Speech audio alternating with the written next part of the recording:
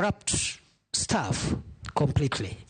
We have a new crop of staff, about 120, but we are not sure that corruption has been eradicated from that directorate. And we are working on that to ensure, we'll be working on that if we are approved, to ensure that we clean up the whole place. With regard to IDs and Huduma number and Maisha number, the reason for the 10-year limit is because of technology. Because unlike the ID that we are used to, the second generation ID we have, the third generation ID is a technology card.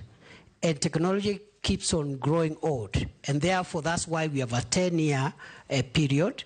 And that's why even passports, they normally have a time frame. You cannot have a passport for life. That is the idea. It is not to punish Kenyans. The card has a bit of technology chips, and we want to upgrade that chip based on the security threats that will be identified by that time.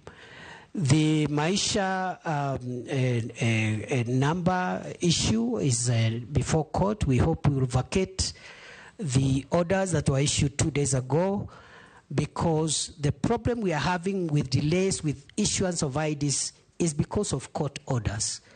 Last year, between November and March this year, there was a court injunction against us issuing IDs, which brought a huge backlog of almost 600,000. We cleared that backlog. We were actually left with 92,000 with those in the waiting list.